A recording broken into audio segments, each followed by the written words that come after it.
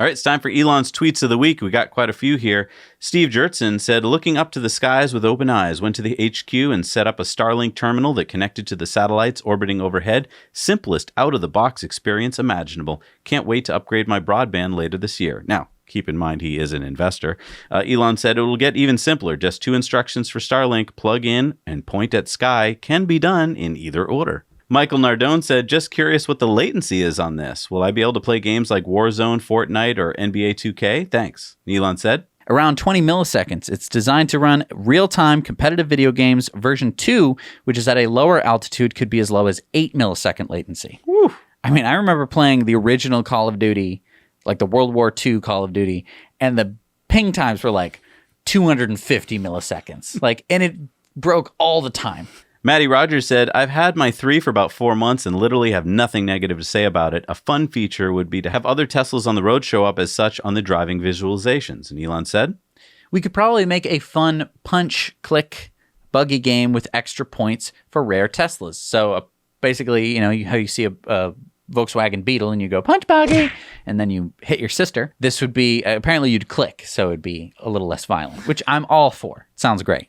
So Clean Technica came up with this article that said how Tesla became the world's most valuable automaker in just 16 years. And Elon said Tesla should really be thought of as roughly a dozen technology startups, many of which have little to no correlation with traditional automotive companies. For example, we created a chip design team from scratch for the Tesla full self-driving computer, which is not something car companies do. This was not to outcompete other companies, but rather to maximize usefulness and rate of progress in the absolute. This is where I think Tesla is completely undervalued, misunderstood. I really think this is a great way to think about Tesla because, Tesla isn't just like, it's a car company. Oh, here's Doug from the engine division. There's so many different little bits and pieces that have all been started at different times by different people and who have really strong, engineers and teams that I don't think that most people understand that at all. And someday when Elon writes his book on how to make a successful company and it's gonna sell. I mean, he doesn't care. He's a billionaire. But if he ever makes his book on how to actually do it, the things that I've learned. How to Get to Mars in 10 Easy Steps. That would be a good name for it. How to Get to Mars for Dummies. It would just be great to learn what the thought process was in creating all of these pieces. Elon says this would be a good time to upgrade to full self-driving as it goes up by $1,000 on July 1st. We could make it $7,000 to upgrade to full self-driving until July 1st, even if you don't have basic autopilot. Does that sound good? Derek says, I think people are now holding off, anticipating a subscription, to be honest. Elon said there will be a subscription, but it will be economically better to have bought full self-driving. Viv says, super random question, but what's your all-time favorite video game? About to purchase PS4, not sure why it took me so long, haha, and can't decide what to play first. Elon said, Deus Ex, Half-Life 2, BioShock, Mass Effect 2, and New Vegas, Saints Row 4. Frank says, you have to play The Last of Us Part 1. And Elon says, will do. I play PC, so miss some of the console exclusives. And then, make Teslas play Crysis, if only for the memes. And Elon said, haha, sure. One thing that was missing there was Kerbal Space Program. Kind of surprised that he doesn't. I mean, I know that he has his own space program, so maybe it's just boring to him. It'd be like if you had an office job simulator, which are popular with people with office jobs, but cool. And then iHeart Tesla said, can you add an option to use a code to unlock the glove compartment?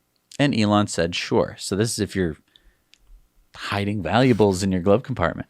Which you can lock, right, by putting it in valet mode. True. But then you're in valet mode. You're in valet mode. And then Elon said, we must pass the great filter. That is our purpose. And what is the great filter again? So this is sort of the imagined philosophical thing of where we don't see any alien civilizations among the stars. And so it's theorized that there's basically a filter that prevents multi-planetary and multi-star system species from existing.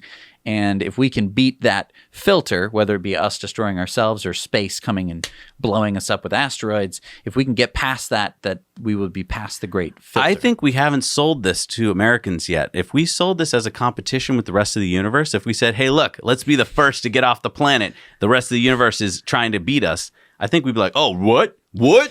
Yeah, we'll get off the planet first. Right. Yeah, I think that this just we don't talk this far enough ahead in Right. schools of like what happens later. It's just sort of like and then Nixon was impeached and we're here today, and you're like, wait, what? It's really tough living in this world full of bad news. Why not share this with your friends and family to cheer them up and give them hope?